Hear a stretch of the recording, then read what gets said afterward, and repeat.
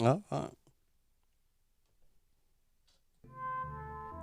Hello and welcome back to another incredible episode of Life of a Boss, the podcast. I am your host, Jason Hardin, and I am very, very grateful to be here.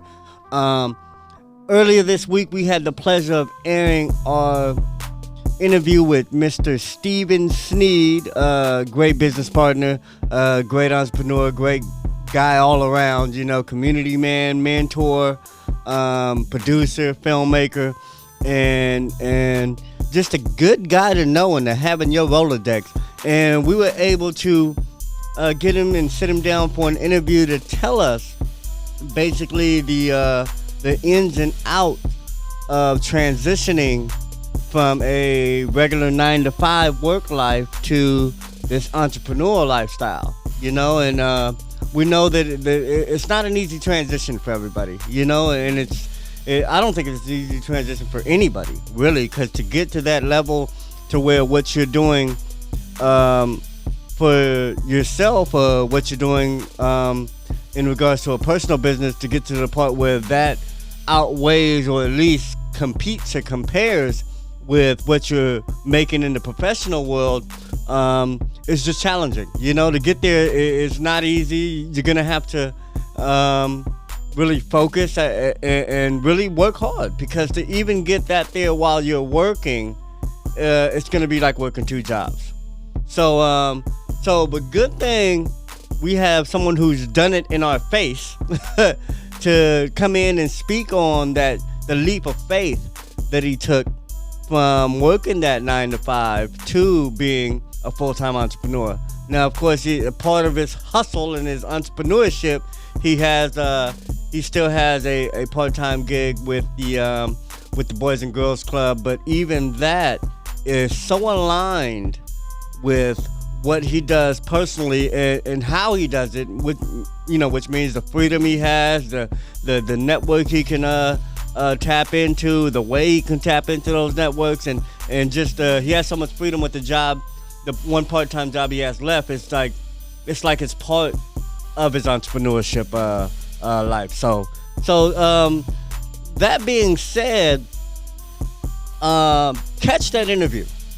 It's a pretty lengthy interview. It's over 30 minutes, I believe. But catch that interview, and you'll really get a good idea of the mindset and the work ethic it takes to really make that transition, if you've been thinking about that transition. Whether or not you've never had your own business, whether you have your own business and you're deciding whether to dive into it full time or not, watch or listen to that episode and really take some notes, because Steve didn't just do it, he did it pretty well.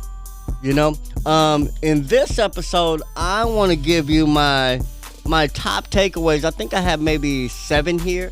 My top takeaways from that interview, because like I said, I love for the interviews to be all about the guests and the value they bring to the audience and the best of what they know, and so I like the guests to talk, but I do these takeaway episodes just so I can reflect on everything they said and really can dive into some of the concepts they brought up without wasting their time or shortening their responses to my audience. So that being said, let me give you the first takeaway that I got from my interview with Steven Sneed, and that is at work, entrepreneurship was all he could think about.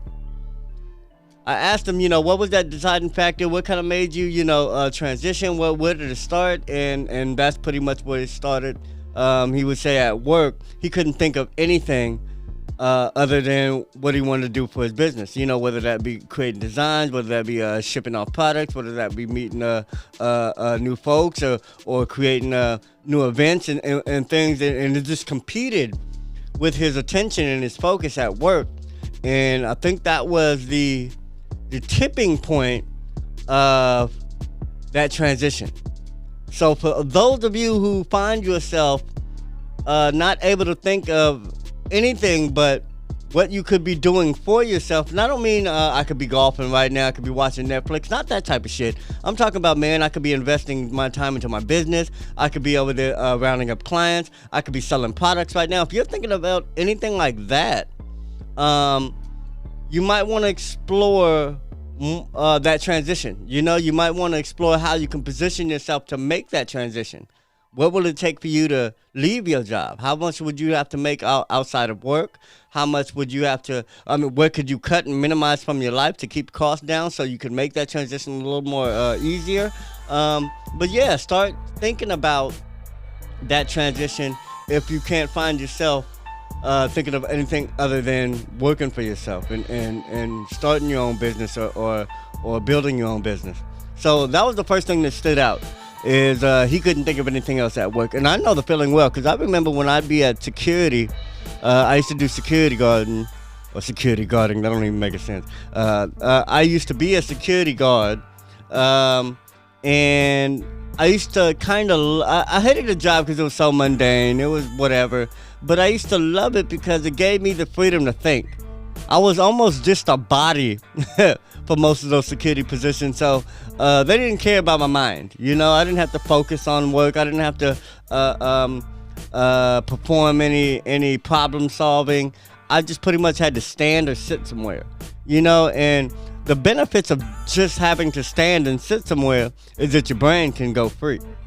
So in my mind, I would be building my business. I would be creating plans and making lists and going over what I need and seeing how much from my check I can invest in products and in equipment, and that's all I would think about. I would make notes if I could. If I was at a place where I could write, I would have a tiny little notebook and a pen and just write lists and to-do lists and things I want and things I need and ideas and I couldn't focus on work, and I'm glad I didn't have to have a job where I had to focus. I'm glad that I was able to imagine and visualize and fantasize about the life I really wanted to create for myself, and eventually got to do it because of jobs like that, because I spent time thinking and conceptualizing and planning while I was on the clock.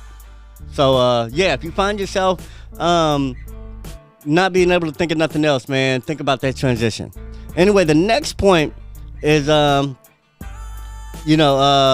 I guess it was an unfortunate incident, is that being laid off was the turning point for Steve.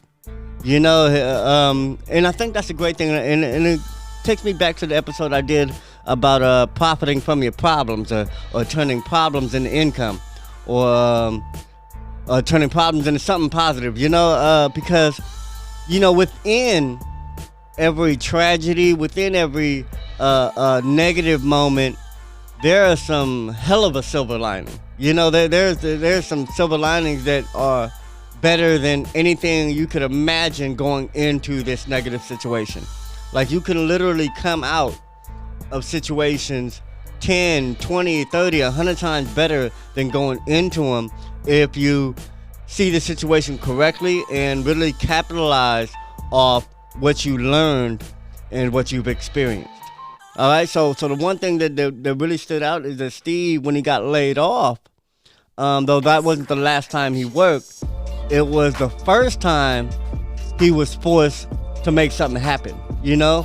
And I think that experience in being forced to make something happen made something happen.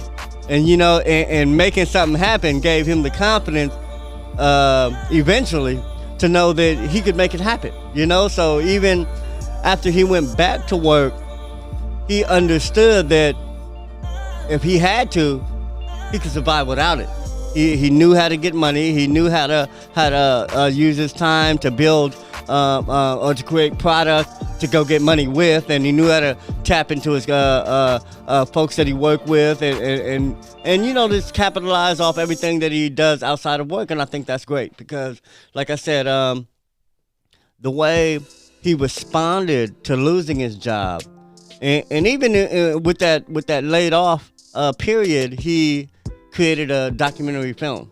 You know, well, we created the film, and it was an amazing project, especially to be produced in the time in which it was produced. You know, literally, I think it was like 10 months from conception to watching it in the Lemony Theater on Colorado Boulevard. like seriously, like from the idea of it to being able to watch it in a movie theater happen in less than a year. And that takes focus. That takes focus, that takes teamwork, and that takes a lot of know-how that he didn't have to practice while he was at work. He didn't have to tap into his network and tap into his skills and really capitalize on all the things he knew how to do while at work. But when he was laid off, he had to. So it was a good experience and learning experience for him to feel that and to know that he can do that. For when the time came for him to want to make that transition, it helped. All right. The next thing I wanted to say is that Steve had to tap into his network. I said that before, but let me expand on that. Steve really had to tap into his network. And I don't think that we really understand how powerful our networks are. And I'm going to tell you, remember it like this. Network sounds a lot like net worth. You feel me? Network sounds a lot like net worth. And I'm going to tell you, they damn near equal the same thing. Your network equals your net worth.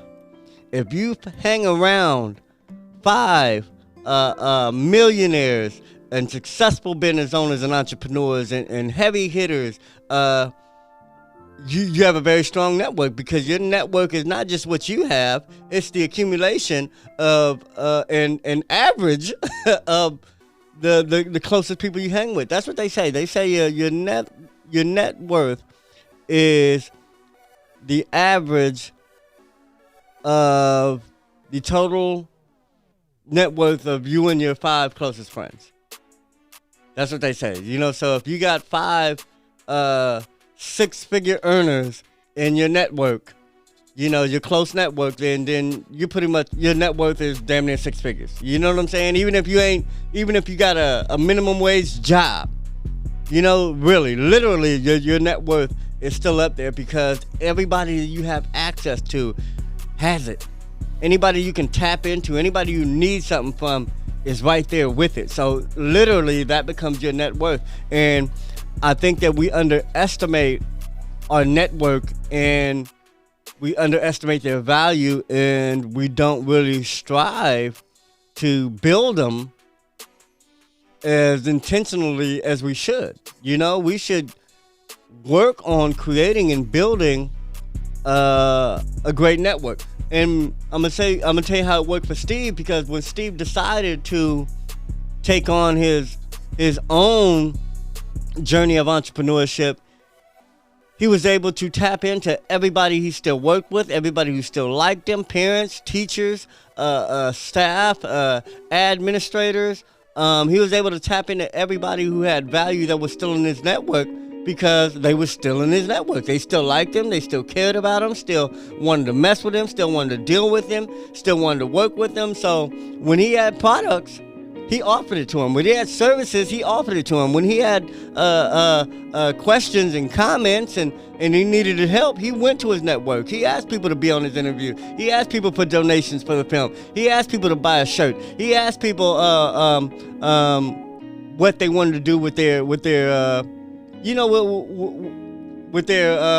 I guess, projects and with the music they were doing, because he tapped into everything he knew how to do. He had music clients that were able to turn their music brands or their onstage brand into clothing brands. You know what I'm saying? So he was tapping into everything he was already doing and everybody he already knew to make his new venture successful. And that brings me to my next point, is to allow people to help you. And I say it all the time because I have a big problem with it. I don't ask for much. I really hate asking, and it's a negative feeling, and I get negative results from not asking. And believe me, it doesn't come from a positive place. I don't ask because I fear rejection sometimes. I don't like being told no. I can admit that. I hate being told no. So I don't ask sometimes even if I think the possibility of someone telling me no is there. So I'm breaking out of that. Slowly but surely, I'm becoming more vulnerable. I'm letting people know that I ain't got it all figured out and that I need help sometimes. And I think that is a much healthier way to progress because it gets things done. It definitely helps you move forward, and it allows you to figure things out a lot quicker than you would alone. You know, so get help. Allow people to help you. Allow people to buy from you. Allow people to teach you. Allow people to guide you. Allow people to give to you. Allow people to refer you to someone else. Like I said, man, and don't just allow them. Invite them to. Invite people to spend with you. Invite people to help you. And invite people to give you advice or to show you the rope. Then invite people to assist you in some way, to help you progress in some way, because like I said, man, we can't do it by ourselves. Success is a team sport. It's a lifestyle, but it's also a team sport, man. It takes a lot of people. It takes the world, even your enemies, man. Your enemies help make you better. People that can't stand you help make you better. Help get you where you want to go. Why? Because now you know how to deal with people like that. And there are plenty of people on this planet who don't like you. There are plenty of people who won't understand you, who won't support you, who won't care for you, who won't buy your stuff, who will tell you no. You have to know how to navigate through that, just like you have to know how to navigate through people that want to work with you, want to deal with you. And you got to do both in a healthy manner. You got to process both in a healthy way. You know what? That brings me to my next point. You know, like I said, if you don't use your network, you lose your network.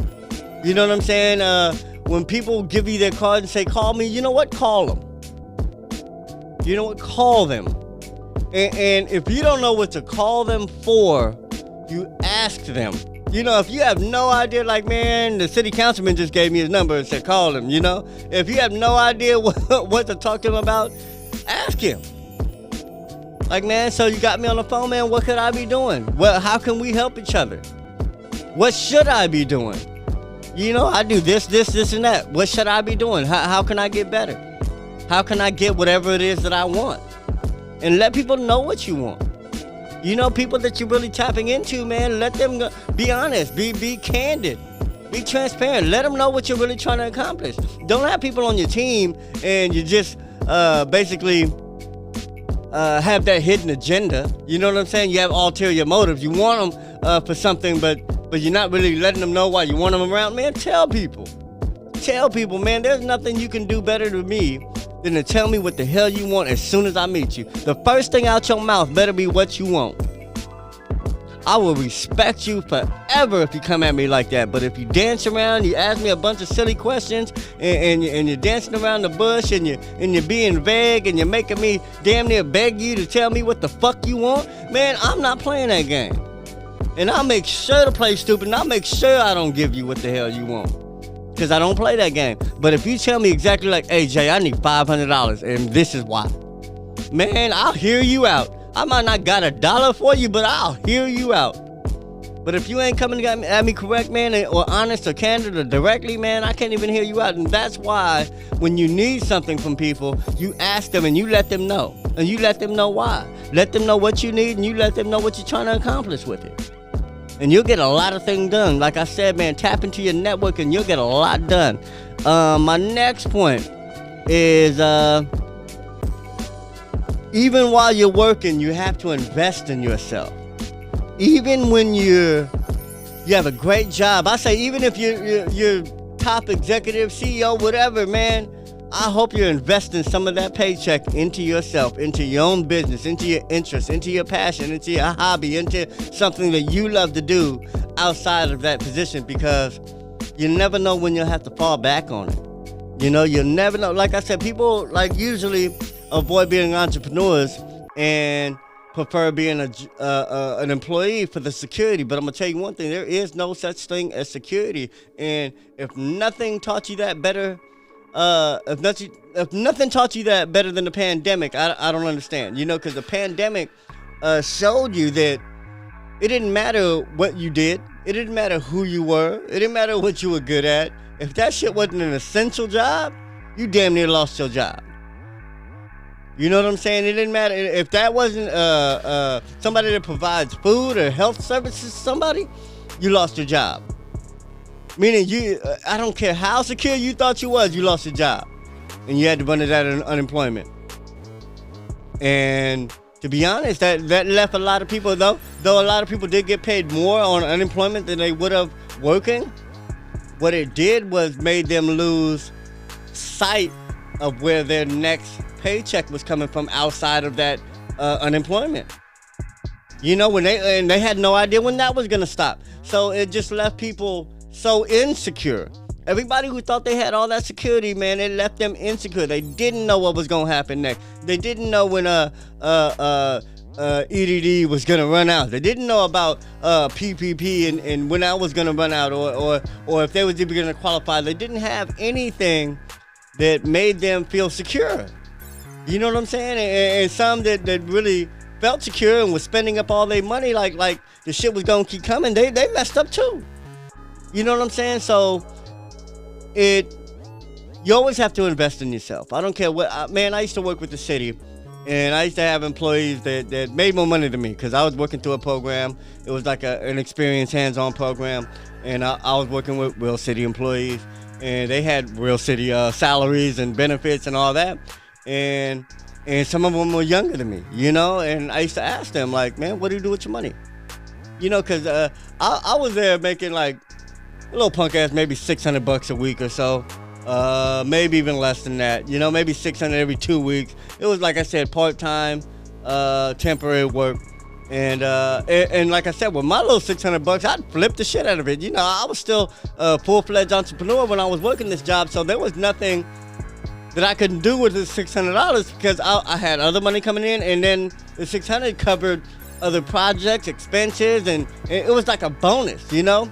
And I would look at what these other youngsters is making that were younger than me and like, damn, if I can do this with $600, damn, imagine what they can do with they couple grand every paycheck. They few grand every paycheck. And I would ask them, and some of them, excellent lives, man. They were living like they were 50 years old, man. I literally met some 20-something-year-old cats that were living like they were 50. They had a woman, they had a home, a house they were paying for, you know, full-fledged family life, and I respected that. But the ones that were single and just going to cash their check, man, put some gas in their car and go party, I was like, damn, man, they just don't know how much they could be getting ahead right now. You know what? So that just brings me to my point, man. Always be investing in you. I don't care how good your job is. I don't care how much you make. Invest something into your passion, what you love to do, what you're good at, and build on that in some way. Buy equipment, take lessons, educate yourself, whatever it is, man. Better yourself in a way that doesn't have anything to do with your job. You know, better yourself in a way that you can offer some type of value outside of work and get paid for it. All right? My last point, I'm going to shorten this up because I'm already on here. I don't like to do these episodes when I'm by myself over 20 minutes. I really like to deliver game, hit you with it, and send you on your way. You know, but so I'm going to shorten this up for this last one. The key to change starts with self. You know, and that's what he said, man. Anything you want to change, if you think your job is miserable, life is horrible, things suck, man, what are you doing to change that? If you hate Mondays, man, what are you doing on Saturday and Sunday to make sure that Monday's better? To make sure that you go to a better job, a high-paying job, or an activity you like, or make sure you don't even have to go to work on Monday if that's what you hate. You know what I'm saying? So what are you doing on the weekends that you could be improving upon to make your Monday better? You know, how are you using your time? Are you making the most of your time? Whatever it is what are you doing? You got to ask yourself, man, what am I doing to feed into the shit that I don't want and to keep me away from what I do want, man? And you got to be real honest with yourself when you answer that question, because the answers to those questions are the keys to your success. When you tell yourself what you shouldn't be doing, you just told yourself what you shouldn't be doing. Man, I shouldn't be wasting time watching Netflix. I shouldn't be chasing these bars like that. I should settle down. You know what I'm saying? When you start thinking along these lines of responsibility and accountability, it's like that's where it starts. It starts with self-discipline. It starts with the actions you take. You know, so anyway, man, that's my show for today, man.